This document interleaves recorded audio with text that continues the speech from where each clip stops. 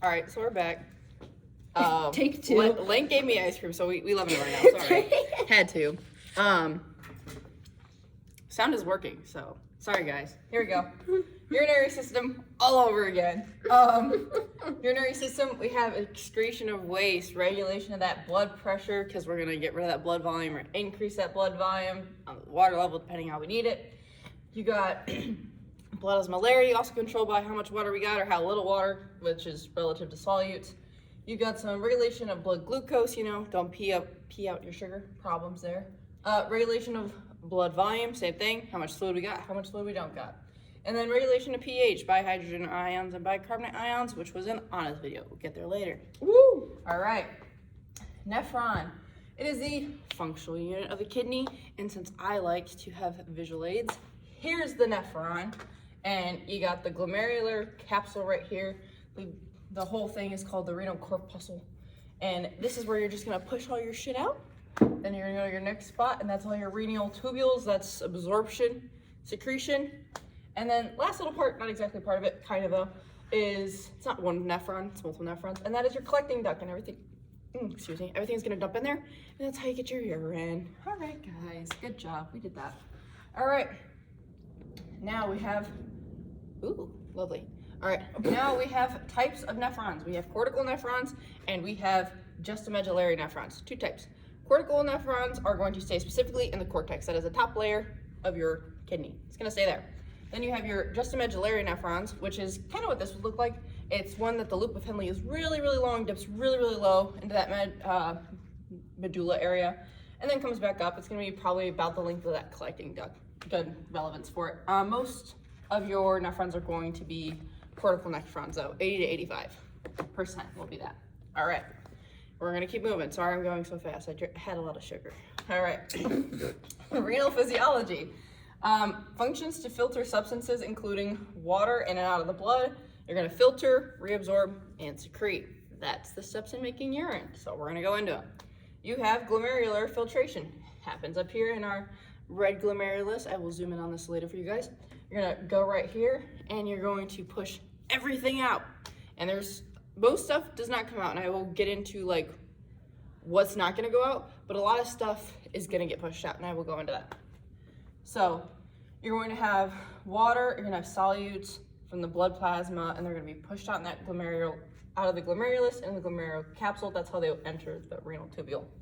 All right, you have podocytes, which are on this, which are those little cells with the finger-like projections. And so if you're dehydrated, they'll be really close together because you're gonna try and conserve water. And then if you're overhydrated, they're gonna space out a little bit to make sure that more water can be released because we got a little bit too much in the body. All right.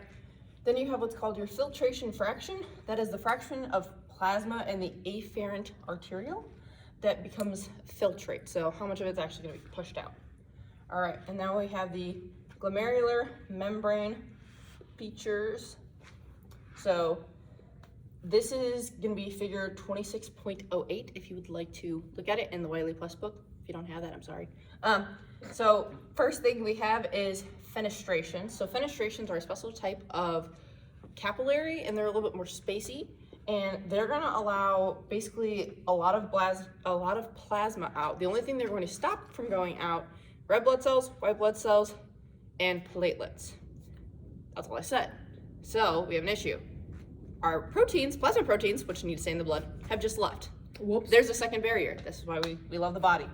Now we have the basement membrane. The basement membrane of this is negatively charged, and these are positively charged plasma protein ions. They're gonna be repelled by that because they're not gonna want to go into that cell that's negative. They don't like each other now. So then those plasma proteins will get pushed back into the cell. So now you have plasma proteins in the blood along with all your blood particles. All right, and then the last little part is the slits between the pedicles, which is gonna prevent medium-sized molecules and proteins from being exchanged. And that's that. Now we're gonna zoom in for a little bit of some closer business we gotta get covered. All right. Spicy. So this is figure 26.9 in the Wiley Plus book. I would recommend looking at it highly. All right, this is going back to kind of hemodynamics a bit, but within the renal system. So I'm just going to give the abbreviation. So we got GBH right here. That's the glomerular hydrostatic pressure, basically blood pressure from the arterial of that's going in. All right. So you got that. Then you have this. This is CHP. CHP means capsular hydrostatic pressure. That's how much pressure of fluid is allowed out at a given time. So that's like your constant rate of how much pressure you're going to allow out. And then our last little one, B cup, we got that from, our lovely hemodynamics video. There we go. B cup is your blood colloid osmotic pressure. It is 30 millimeters of mercury, and this is basically, caused by your plasma proteins. And so if you want to get your net filtration of how much stuff is being filtered out by this glomerulus, you're going to go GBHP, so your glomerular hydrostatic pressure, your blood pressure, which is basically the blood pressure in that arterial, minus the CHP, the capsular hydrostatic pressure, so how much is allowed out, and then also minus B cup, because that's going to draw some water back into the blood.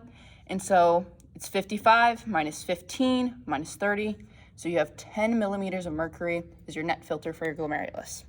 And that's that. All right, moving on, because I am on a bit of a time crunch today. All right, so we just did the first step, but now we have to talk about something within it, which is glomerular filtration rate, GFR, as I'm going to call it. And we need to get a little bit more specific and hands-on with this. So GFR is the amount of filtrate formed by both kidneys per minute. For males, it's 180 liters, and then for females, it is 150 liters. This is not including reabsorption, because if you secrete this much fluid, you're gonna die. That's a problem. That's not reabsorption. That's just how much we can push out in 24 hours. So if your GFR is too high, substances are gonna pass through this too fast and they won't be reabsorbed. Really common condition of this is if you have high blood pressure consistently to the point that your body can no longer regulate it and kind of control that blood flow, that's gonna cause this. And then if it's too low, you have an issue where you're absorbing everything, even the waste, because it's just going so slow that you're just gonna keep, sorry, I keep looking away, there's lightning. It keeps reabsorbing and reabsorbing and reabsorbing. All right, so your GFR is going to be regulated by, first thing, renal autoregulation. This is the intrinsic mechanism.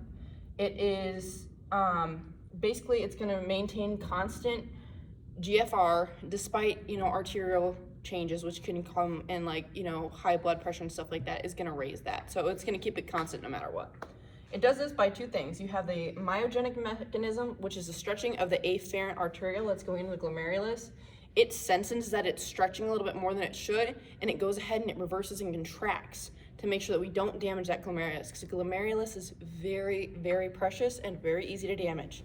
So because it feels all this extra stretching, it contracts to make sure that it doesn't burst a hole in that glomerulus. And then we also have your tubuloglomerular feedback, which is a feedback system. It was in the packet. This is when the macula densa, which is a group of cells that is between these two arterioles, it kind of sits right there and it senses stuff. They're kind of chemoreceptors. And they can sense when there's an increase in sodium and chloride ions along with water. And when they sense that, they're gonna go ahead and decrease vasodilators. So gonna go, they're gonna constrict them because you're decreasing your vasodilators. And then it's also gonna decrease that glomerular blood flow. All right, the second thing that regulates GFR, neuroregulation. So this is through your sympathetic nervous system, it causes vasoconstriction. So if it's moderate, like if you're working out or something, so it's just gonna do a small little constriction on your efferent arterioles. If it is very large, so like fight or flight situation, very large sympathetic innervation situation, you're going to have your afferent arterioles are gonna constrict a lot more, and blood flow to that glomerulus is gonna decrease. It's gonna help you to conserve blood volume, and then it's also going to decrease that blood flow out of the glomerulus. All right, third regulation of that GFR is gonna be your hormonal regulation. That is due to two different hormones. You have angiotensin 2, and then you have atrionatriuretic peptide. Angiotensin 2 is going to go ahead and cause vasoconstriction, and it's gonna do this in the afferent and efferent arterioles, and it's going to lower that glomerular filtration rate. So this would be if you're dehydrated, your body's gonna go ahead and release angiotensin II, because we wanna go ahead and conserve as much water as we can. Like, we need to get it back into us. Second one is your atrial natriuretic peptide, ANP. So this is gonna be secreted by the cells of the atria when they are stretched too far, and it's gonna tell the kidneys, hey, we need to take some fluid off out of the blood because there's too much in here and it's stretching me too much. So this is effective for slight situations of too much fluid, but if you have a situation where there is a lot of excess fluid that is built up, it can become a serious problem because your body doesn't have enough hormones to regulate that. So that was when you would need actually a diuretic would be prescribed to you, and that would help reverse that. All right, next step is tubular reabsorption. This is going to happen into the tubules. So you're going to have movement of substances from the renal tubules back into the blood.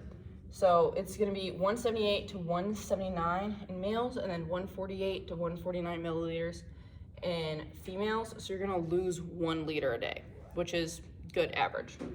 All right, this is kind of very selective on what we're reabsorbing. So glucose and amino acids are always going to be reabsorbed. They have to be reabsorbed. Water and ions will be reabsorbed based on your needing. So if you are dehydrated, if you have a very concentrated blood, they will be reabsorbed differently based on that. Then you have hydrogen ions. They will be reabsorbed if your blood pressure is too high. We need to lower it. You're going to absorb some hydrogen ions. Urea is basically always going to be reabsorbed. Crash Course Part 2 has really good explanation on why we do this. It basically just makes the medulla more salty, so we can pull out more water back into the blood. And then creatine and nitrogenous waste are never absorbed. We want that out of the body. And then we have the facultative water reabsorption. So this is the water that is reabsorbed to maintain osmotic pressure of the plasma and interstitial fluids. So this is going to be regulated by antidiuretic hormone, because antidiuretic is just water based. So, you know, if we've got a hypertonic solution, ADH is going to come in and be like, let's make this isotonic and let's reserve some more water. All right. And then most water will be absorbed in the collecting duct, and then some in the convoluted tubule. And then you will also, a lot of it in the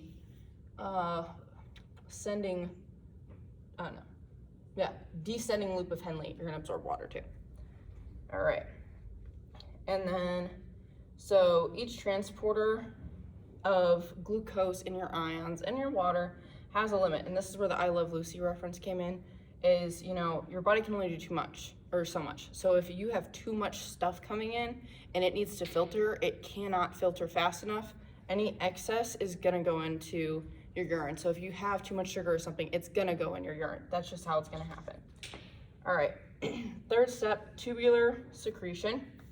So this is going to be removing substances from the blood, and it's gonna put it in the collecting duct. So this is happening with the cells in the medullary and in the medulla, and basically it's gonna be like leftover ions and some drugs and stuff that couldn't get out through the glomerulus, but they can get out now. They're gonna go ahead and get in that collecting tubule and do what they need to do.